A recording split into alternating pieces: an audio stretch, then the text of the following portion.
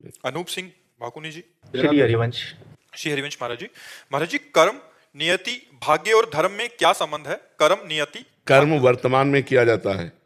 नियति जो पहले से भाग्य निश्चित हो गया उसे ही कहते हैं। भाग्य और नियति अलग अलग नहीं है। बोले इसकी नियति निश्चित है अर्थात तुम्हारा दैव प्रारब्ध निश्चित है, भाग्य निश्चित है।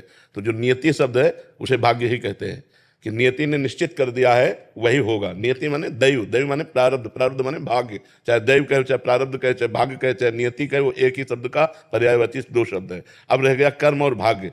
कर्म से ही भाग्य बनता है। तो जो पूर्व में हमने कर्म किए वो दो प्रकार के होते हैं, शुभ और अशुभ। शुभ का मतलब होता है पुण्य, अशुभ का मतलब होता है पाप। पाप और पुण्य रूपी कर्म से ही हमारे इस शरीर का निर्माण हुआ है और शरीर का प्रारब्ध निश्चित है, किस समय कहाँ कौन सी गति अच्छी या बुरी होनी और नियति में पहले से लिखी है। नियति माने भाग्य, भाग्य माने प्रारब्ध, प्रारब्ध माने दैव।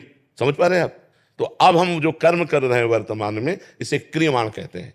क्रियमाण माने नवीन कर्म। अगर हमारे नवीन कर्म अच्छे हो तो पुराने कर्मों को रौंद करके हम मंगल कर सकते हैं अपना, हम भगवत प्राप्ति कर सकते हैं। अगर नवीन कर्म भी बस दो ही रहे, शुभ और अशुभ, तो फिर भी हमारी दुर्गति रुकेगी नहीं। वो मनुष्य जन्म लेने के बाद भी पुनरपि जननम पुनरपि मरणम पुनरपि जननी जठरे शयनम ये होता रहेगा।